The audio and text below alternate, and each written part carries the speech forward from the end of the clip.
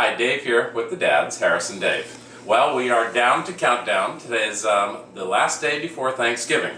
We've accomplished most things on our list. I think most of you have actually seen our blog and have been through our Thanksgiving menu.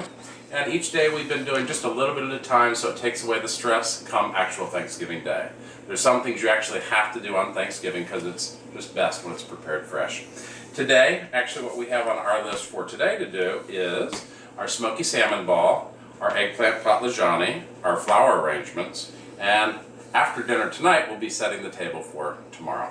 That just takes, again, that additional stress off of tomorrow. Of course, with a lot of your guests already arriving, we already have a full house. As a matter of fact, there will be 8 or 9 for dinner tonight. So it's also a matter of planning for those meals as well. Well, right now we're going to actually be talking though about the eggplant Potlagani. That is a wonderful dish I think we mentioned to you earlier, which is from a friend of ours, Robin. We're actually going to be taking 2 nice-sized eggplants, medium-sized. We actually are going to pierce them, with a knife. Oh, sorry about that. Just so that the steam will escape as it cooks. Just give it a couple good pokes around. And then I've already got my oven heated up to 400 degrees.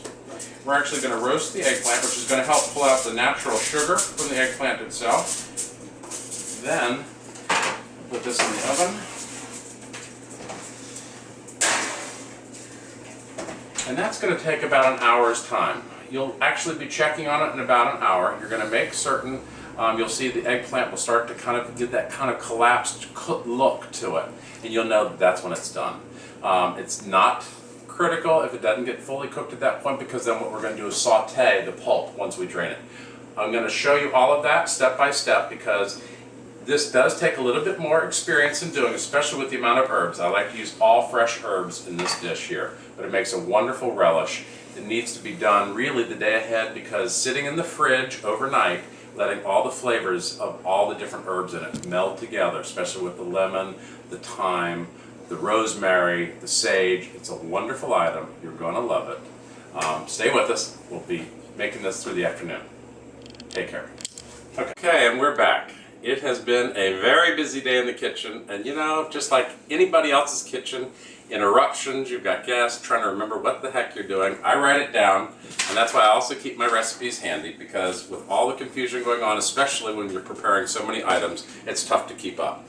We also have additional guests coming. Suddenly we're making a different pie. All right, but now our eggplants. Remember we were making the eggplant Potlagani, our eggplants roast. Remember I said you'll notice they'll have shrunk down, shriveled up a little bit. That tells you they're fully soft and ready because you want to get them to look just like this. I've already done one, and we're just going to do the other. I want to show you how we're doing this. I just cut the top of it itself off, and then we're going to cut this lengthwise. You see I'm going to just scoop out the flesh from inside of it. I have my spoon handy right here. I'm sorry, I am left-handed, so I'm sorry. Let's see, I just got my skin in there. Let's try not to do that.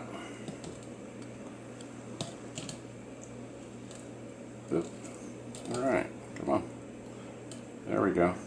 Let me get all the rest of this out of here. You don't want to lose any of the good eggplant itself. You'll notice down at the base of it, it will still be a little bit on the firm side. That's okay. We're going to get that taken care of as we saute it and finish cooking it in our skillet when we blend it with our herbs. So we're just scooping again out all the flesh. And I notice how I've got my sieve sitting above a bowl so I can collect and drain my liquids out of it, because you don't want any of the liquid. Okay. See now what I'm left with? And I'm just going to use the back of my spoon, and I'm going to continue to mash it against my sieve to get as much of the liquid out as is possible. Okay. We're going to let that drain now for a little bit. Rinse my hands off. We're going to come over to the sink because what we want to do is now begin getting our onions, or in this case we're using shallot, sauteed. Get my burner on. And I've already prepared a lot of my ingredients. If we can take a look, I have my lemon juice, I have my herbs, and I'm going to tell you exactly what they are. I have salt, kosher salt and black pepper. I have fresh basil, marjoram, rosemary, sage, and thyme. These are all my spices. I've already combined them. As I said, it makes it easier when I've got it already laid out and ready to go, because it does come together rather quickly. Put my burner down to a 6-inch pan.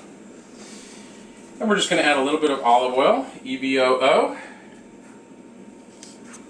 so I can use that to saute down. And it's okay if we have a little bit of extra olive oil, than more than what you would think, because olive oil has such great flavor and adds a lot of depth to this recipe. Actually, as we get to the end of it, we're going to finish it off with a little bit of fresh olive oil that has not been cooked. Okay. I've just added my shallots, trying to get them up to temperature here. Get them going. We're going to let these cook for a little bit until they will soften. It's going to take a few minutes while that goes. Let me just check and see how my eggplant's doing.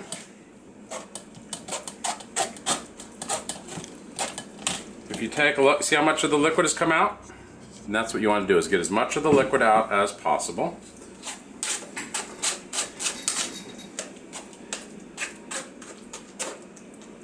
Just keep working it across the sieve there.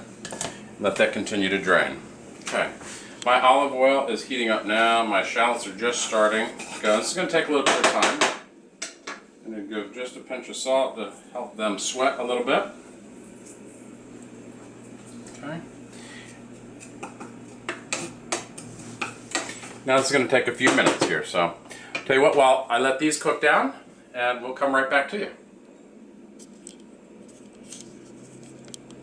Okay, as you can see, my onions and shallots have actually softened up very nicely, and they're just starting to get to the point of being brown. So now I'm ready to add our eggplant, which has remained over here in the sieve draining. I'm going to add that to it, and we're going to continue sauteing that now for about another 2 to 3 minutes. And as that is sauteed down, you can see I'm going to actually just work to incorporate my shallots into it. And at the same time, this way, any bit of the eggplant is going to finish cooking, and those little bits that may have been hard in there for you will actually soften up as well. You're going to use the wooden spatula, because what I find as I'm doing this, you notice how I'm actually kind of mashing it and breaking up any big bits, because remember, this is a dip that people are going to put on a cracker, and you want it to all be very soft and spread and no real big pieces in it. So I'm just going to continue mashing this down as I do it. Once we get this down, as I said, it's going to go for about 2 more minutes until all this is fully incorporated. The eggplant has fully cooked in here. And then I'm going to add my seasonings that we've already laid out. So again, just a couple more minutes. And what is good is my herbs, as you notice, as I told you earlier, these are all fresh out of our garden, with the exception of the marjoram, which I did actually use a McCormick's for that. I'm going to add that in. And the benefit of that is the herbs are actually going to cook too, so you won't be tasting the raw tasting of the herb itself. I can see it's a little dry, so I'm going to add just a touch more of the olive oil. Remember, that's okay. You're always going to be adjusting as you go along. Okay, and as I'm just going to work to incorporate that in now. If you notice, I had originally the herb against the bare bottom of the pan.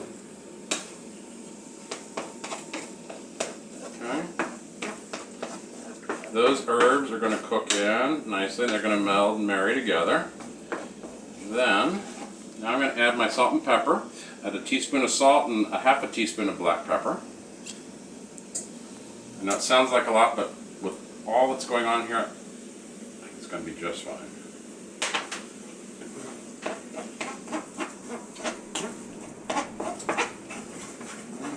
And then, once I get that incorporated, we're going to add the lemon juice. The lemon juice is almost like adding a little bit of alcohol to anything. It helps bring all the flavors together. And with this dish, it kind of gives it that pop. It gives almost that real freshness to it, which is very delicious. Now, this is not a dip that typically I would serve today, because I find it's really better the next day. But if you don't have the next day to do it, having it in your refrigerator and let it marry together for about 2 to 3 hours after it's finished cooking, it'd be okay to serve it then too, but it does need some time to come together. One thing I will tell you I've learned, I have basically about a tablespoon of the lemon juice there that I squeezed out ahead of time. what I have learned is, as the flavors marry and it comes up in taste, don't be confused when you taste it, say, I think it could have more lemon. The lemon really comes out as it sits and comes together. So that's just my little tip on that one. See how this has really come together nicely? I am going to taste it in just a minute and make certain it has enough salt and pepper, and then I'm going to add a little olive oil when we go to finish it up. Alright, let's see how we're doing.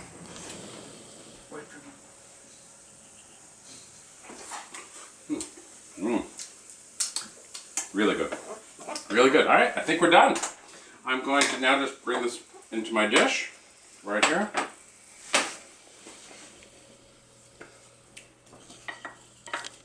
Sorry. There we go. As I said, we're going to float just a little bit of fresh olive oil on top. That way you'll get that true fresh taste, the olive oil itself. And that's it. Voila, Potlagani. Perfect for our Thanksgiving meal, and I'm sure you're going to enjoy it as well. Happy Thanksgiving from Harris and Dave.